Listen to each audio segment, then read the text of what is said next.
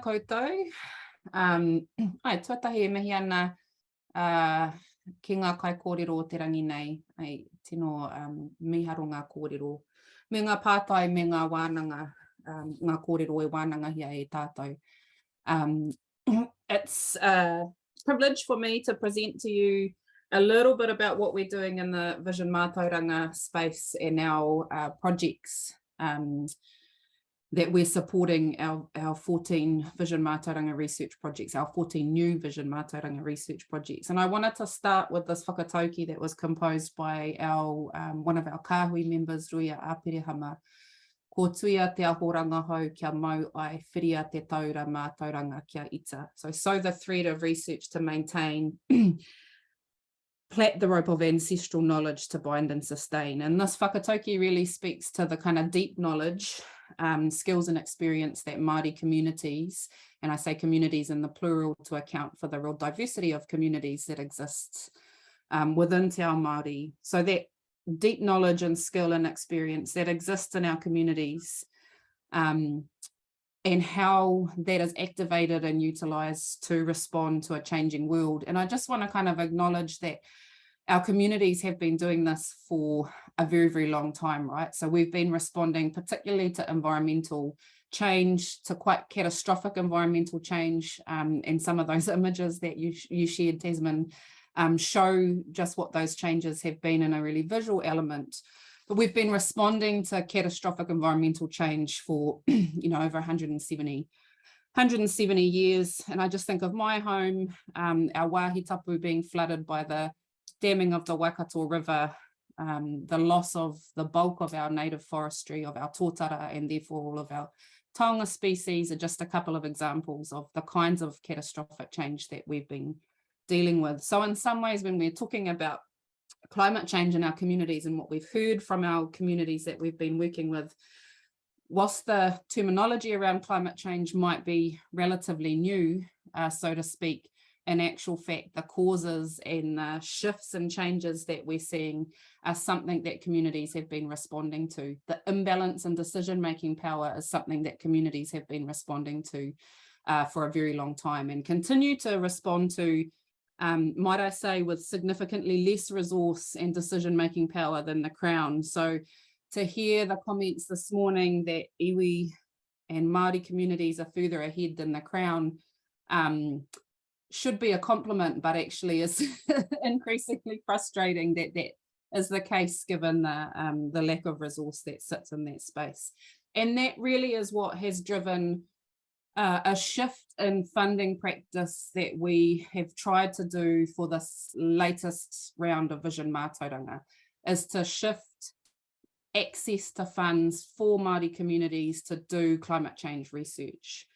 The whakatauki that I shared by Ruia formed the basis of our most recent funding round. So we had two funds, the Te Aho, as you'll see in that whakatauki, and the Te Taura Fund within Vision Mātauranga. And it's through the recent experience of that funding round that I just want to share a few reflections before reflecting on the teams that were funded themselves. So in 2021, our kāhui Māori of Te Kōmato Te Tonga embarked on this kind of new funding process, and it really was a response to directly address the inequity identified in some of the work that Kate's done around the landscape mapping project, which really just revealed what we had already known, is that there has been significant underinvestment in kaupapa Māori research, and Māori research focused on Mātauranga and tikanga Māori,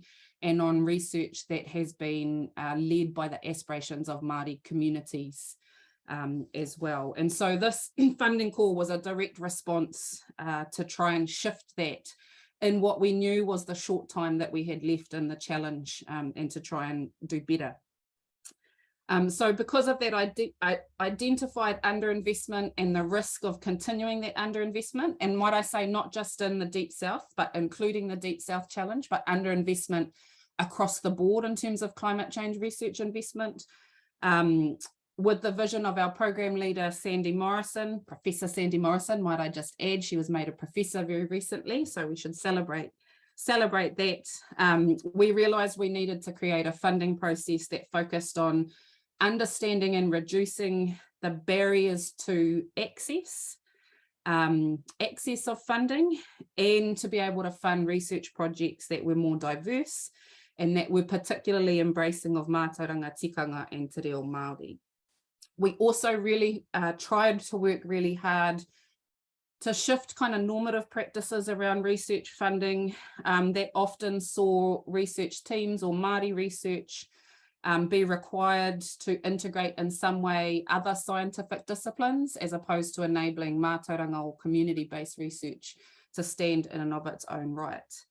And so in reflecting some of the priorities that we had been shared by Māori communities, iwi, hapu, whānau, land trusts, marae, as I said, the diverse range of communities, we took active steps to try and recognise in our funding process the capability, expertise and leadership that exist in our Māori researchers that exist in community, our community kaimahi who maybe sit outside of formal research institutions, but within their own hapu, iwi, and communities are seen as pukenga, seen as matatau, have that expertise within their own communities.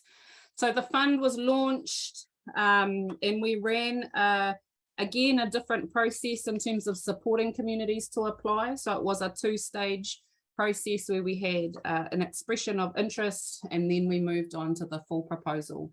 We got 68 expression of interest applications across both funds. And just to give you a bit of a breakdown about where those EOIs came from, there were 27 of those that came from Māori communities or independent researchers located within communities, 33 from iwi authorities, marae, hapu or whānau trusts, so 33 across that grouping, 7 from universities, CRI or local or regional councils, and 1 from whare wānanga as well. So you can just see from the numbers of EOIs that came in, there was a real uptake of this research funding process, and there was a real need in communities to have their local projects funded, and we saw that. We actively reached into communities to encourage them to apply, and we undertook a really significant engagement process to support communities in their application. So this wasn't your typical funding application where we put out a call for proposals and we give people a set of guidelines and leave them to it. It was a really iterative process. Communities were able to engage with our team, to be able to ask questions, to send drafts through. There were a number of communities that we worked with them on multiple drafts, both in the EOI stage and the full proposal stage. We had wānanga, we were able to share, we were able to connect communities that might have been doing like research as well. So it was a significant undertaking for our team, but really paid off in terms of the numbers of EOIs that we received. And then we had a significant number of those EOIs come through to full proposal. We were able to fund 14 projects, so not a huge amount actually out of the numbers of people that applied. Our allocated funding was $2.5 million, and might I say that the initial funding that we did have available rose by just over $1 million as we were able to advocate for more equitable funding, and the need for research by Māori communities was really demonstrated through the process as well. I would say too that a number of our teams that weren't successful in their funding have maintained contact with us. We've been able to support them in other ways, whether that's through supporting them to access other funds or supporting them even in just their ideas and planning, or connecting them to other information. And some of the work that Kate and Zoe have been doing around, access to information, those information sheets around climate information have been really valuable, not just for the funded teams, but for our wider communities as well, which was always the intention.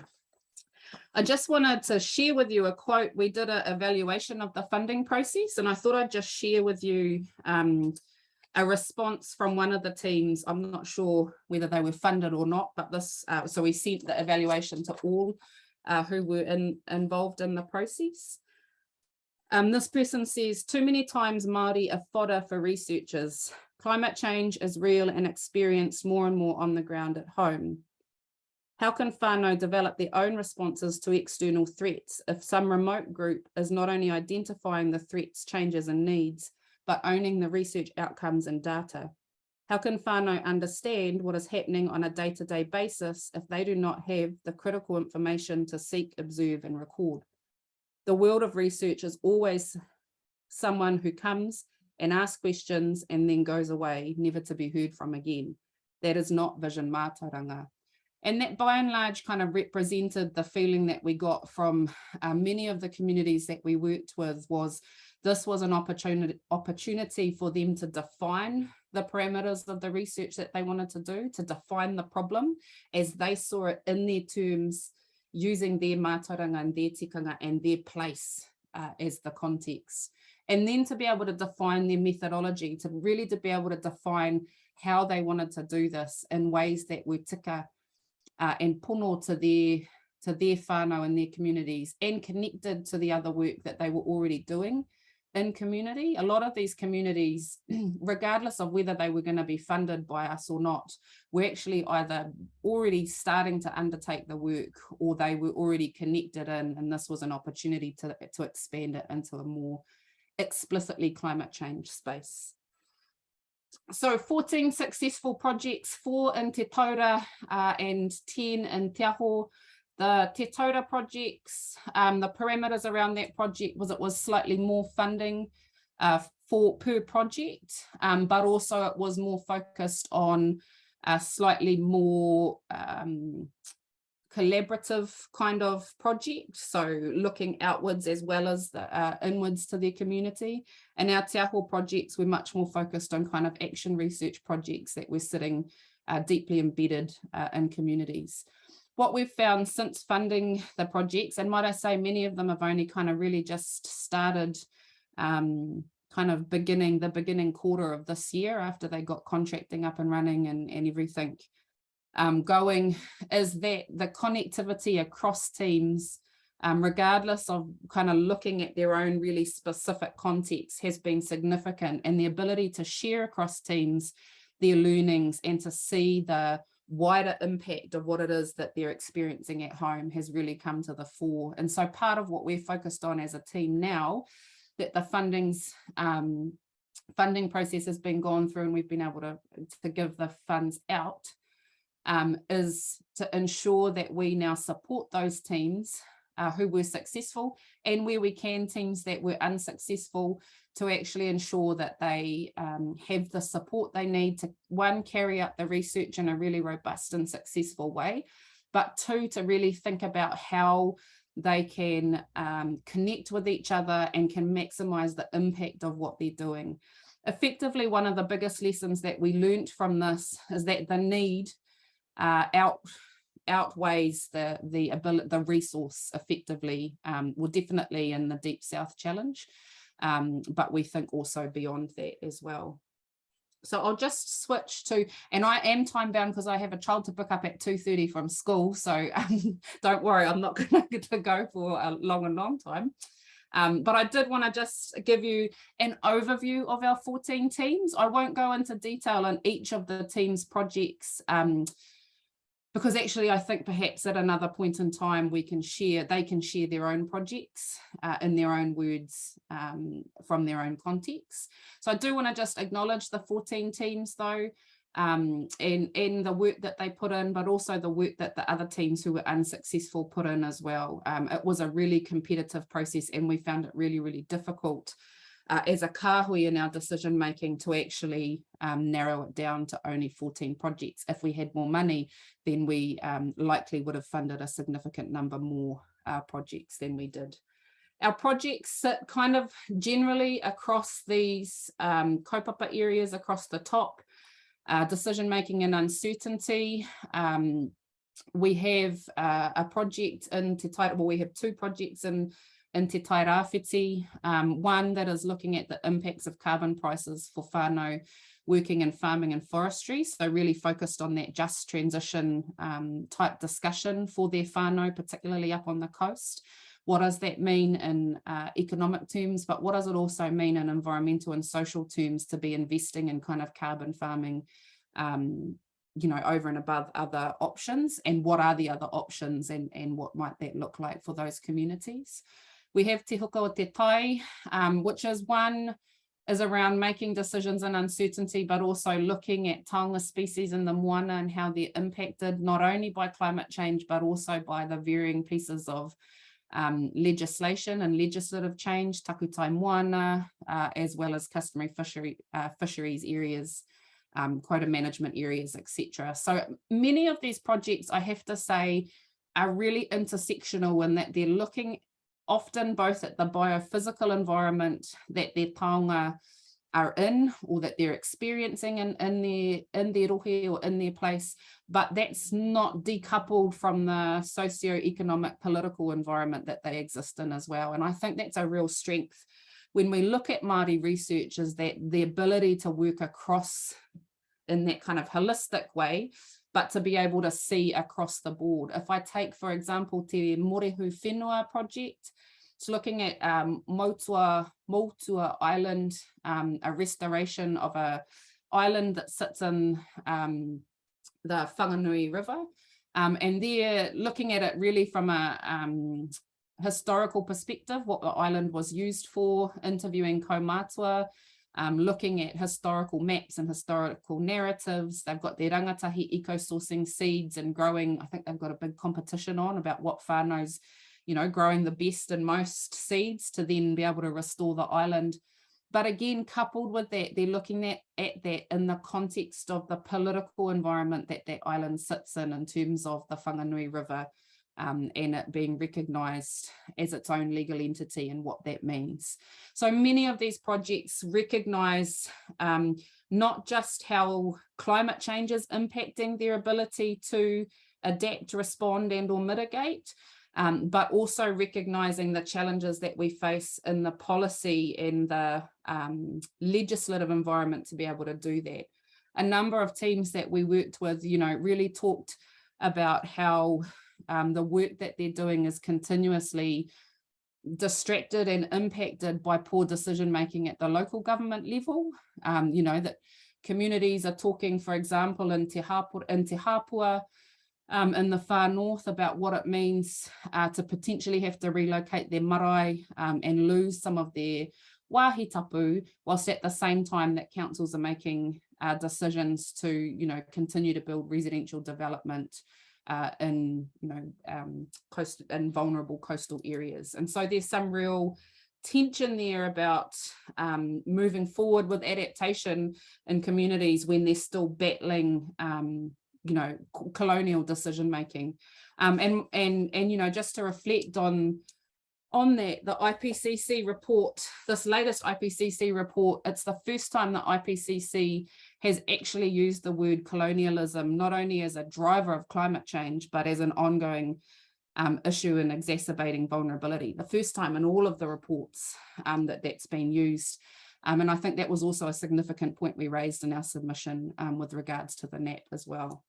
We've got teams that are looking at taonga species. So teams in Tauranga Moana looking at kina and pepe koura and what it means for those specific taonga species in the context of warming seas and climate change. We've got whānau that are looking at kai and food sovereignty, so up in the Kaipara, also in Waikato, looking at really taonga species for kai, for pokai marae. So what were those, and what are the impacts of climate change on our ability to use those, and why is that important in terms of manaakitanga, in terms of maintaining the mana of pokai and that tradition. We've got whānau that are looking at resilience in a really nuanced and different ways. So we've got the whānau at Ihu Matao, who are looking at examples of resilience in their history and then utilising those examples to look at what a climate resilient and an adaptation future for their papakainga might look like. Same was in Taranaki, looking at tohu around resilience in Taranaki as well. And then we've got whānau as well. So Ngāti Toa Rangatira have a big Te Taura project, and they're looking at active kaitiakitanga in response to climate change. And by that, they've shared with us a little bit around how they can learn to live with the moana again, as opposed to trying to fend it off or think about kind of pushing the moana aside. What are the ways that their tupuna lived with the environment? What are the tohu, what are the indicators that they use to be able to respond and adapt to the changes that the environment had? And we've also got, I feel like I've named every project anyway, even though I said I wasn't going to, the Living Pa project at Victoria University, which is looking at this kind of sustainable living pa in an urban centre as well. So you can see quite a diverse range of projects, quite a diverse range of rohe as well, but really acknowledging that this is really the just scratching the surface about what's needed in communities. We were really fortunate to be invited, and we have been by a number of these projects, to go to some of their wānanga that they're having with their whānau. We got invited to the launch of the project for Ngāti Toa Rangatira. And, you know, they launched the project, and immediately their whānau went into, well, what about this element of climate change? What about this? What are we going to do about this? And you could start to see the urgency and the immense need that exists within our communities that these projects can't at all respond to, not only in the short time that they have available to them, but with the resource as well. So this really is just scratching the surface in terms of what that need is. In terms of what our team is doing, again, we said we didn't want to just hand out the money and say, good luck, we'll see you in a couple of years when your final reports are due. We wanted to ensure that there was connectivity, that we continued the whakawhanaungatanga process that we did in the funding round. And so in terms of our approach to working with our teams, we're really taking a partnership approach with them. We're looking at ways that we can advocate for more resource where they may need it, where we can support them in terms of their team's capacity, but also increasing our team capacity to be able to do this. This is time-intensive work. Having really substantive, meaningful relationships with all 14 teams, as well as the teams that have only just been finishing off, the other VM teams that have been finishing off, you know, regular routine contact with a high trust model. It takes time. Providing one-on-one support around reporting. So again, MB reporting is horrendous. And so to put some of our teams, you know, straight away, quarter 1, here's the reports that you need to do without wrapping adequate support around them is just doesn't sit well with us. So ensuring that we're giving teams one-on-one support with reporting where that's needed. Emphasizing the relationships and relationality between teams is also a really significant part of our work. So facilitating connections between teams. We're in the really fortunate position as we've got that kind of bird's eye view of all teams and what they're doing and where they're at, and some of the kind of findings that are starting to come through even at this early stage. So we are able to kind of support connecting teams together to do what they do really well once they're together, is to find all of those ways to make meaning of what it is that they're doing, to make connection and to really make impact across their various rohe as well, but also building relationships with other Māori climate networks and Māori stakeholders in the space, again, so that we can ensure that our teams are well connected into this space where they see that as a priority. For some of them, it's focusing just on their research project, and everything else becomes a bit of a distraction at this stage in their process. We've identified a number of other opportunities to bring our teams together and to try and find avenues to engage and to impact at a range of different levels, both at the community level, which our communities know how to do really well themselves, but also at the research and kind of academic and policy level as well. So we'll be having a noho wānanga where we bring our teams together so that they can share across across teams, both their learnings, but also just find some solidarity. This can be quite a isolating and difficult space to work in sometimes. So being able to know that there's a network of us to come together. You would have heard Anita say this morning that the IPCC reports are based on published material, published findings. And so one of the things that we really want to support our teams to do is actually to ensure that their material does become published, that their research becomes published in ways that they find tika and pono to them and to their process. So supporting them in journal writing, either collaborative journal writing and or writing their research up themselves, to ensure that we start to get this mahi published so that it then does become captured in the likes of the various, particularly the IPCC, but elsewhere as well. As Kate shared, there's information sheets around access to climate information, connecting teams where we can with the likes of Takiwā so that they can see where there is data information, even getting them access to the data that exists around their rohe through the likes of Niwa has been something that we've been able to do as well as support to develop more specific communication tools that they see as beneficial for their community. So whether that's an animation, whether that's a video, whether that's a webinar, whatever that might look like, providing support to them to do that. And a really key part of our work is ensuring that Te Tiriti is embedded across the challenge and investing in Te Tiriti capability, strengthening that cultural capability within ourselves as well. I just want to share to end a little bit of a summary. We've recently put together 2 quite significant submissions based on our experiences in our recent experiences in the Vision Mātauranga program. One to Te Arapairangi, the MB Future Pathways Green Paper, and another to the National Adaptation Plan draft.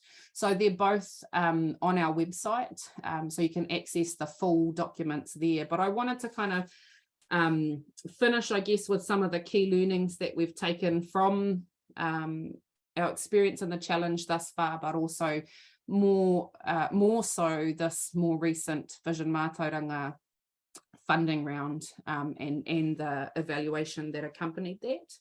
So again, as I've said previously, Mātauranga Māori needs to be prioritised in its own right in the climate change research and policy space to support Māori communities to adapt. It needs to stand in and of its own right, not as an addition or not as something that can lend itself to other scientific modes. The current underinvestment in Māori research must be addressed at all levels. Obviously, the challenge is one part of that, and we're doing our best to try and, I don't think we can remedy it at this stage, but to do better in the last couple of years that we have available to us. But the underinvestment has been at all levels. And so, again, trying to advocate for increasing investment for climate research for Māori is really important. Commitment to equity and Te Tiriti partnership for us needs to be at the heart of any new science research system in Aotearoa. That was a really key message from all of our teams in the evaluation.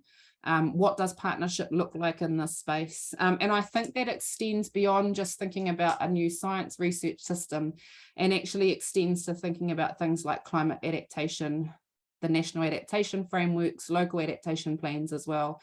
In actual fact, ensuring that equity and Te Tiriti partnership is at the core of that. And, you know, the discussion around this idea of managed retreat, potentially being another confiscation, I think is a really important one to have, not just across managed retreat, but across other adaptation means to ensure that we're not recolonizing in our responses to climate change. So having Māori as partners will assist in having those conversations. Māori understandings and experiences of climate change are a continuation of colonisation and environmental degradation. Again, these things need to be addressed in order for us to move forward. Reforming the science system so that we actually put relationships and relationality at the centre, relationships with people in place as key, as opposed to the more transactional approach that we've been. And I think the quote that I read earlier from one of our teams really kind of highlights the need for that from a Māori community perspective. Power sharing is critical. Often our common research funding practices, and not just our funding practices, but our research system generally privileges hierarchical and individual modes of working. We often talk about interdisciplinary or transdisciplinary, but it's still by and large quite siloed, rather than collaborative and collective, or what I would call Māori modes of working. And I think our process that we undertook and the work that we've been doing with communities has really said Māori communities are ready and they're capable, and that really responds to some of the commentary that we've heard, and we hear quite often actually that, you know, Māori aren't ready to have the conversation, or Māori aren't having the conversations about climate change, or there's been a whole, you know, there's a whole lot of discourse that we could reflect on. But actually what this process has reaffirmed for us is that Māori communities are ready. They are capable of doing high quality, robust research within their communities, but that has regional, national and international impact as well. So systemic changes to support this is urgent and is overdue. So I will leave it there. This little piece at the bottom, ko te kawa o te ora, ko te kawa o te ora. Again, the lovely and powerful Ruia Āperehama composed a karakia for us, for te kōmato te tonga, and it starts ko te kawa o te ora, ko te kawa o te ora. It's the cycle of life, the life cycle, the life cycle. So I just wanted to kind of end with that little piece there, and thinking about the cycles and rhythms of our environment and that relationship that we have to them, the unique relationship that we have, and the diverse relationships that we have as tangata whenua here in Aotearoa.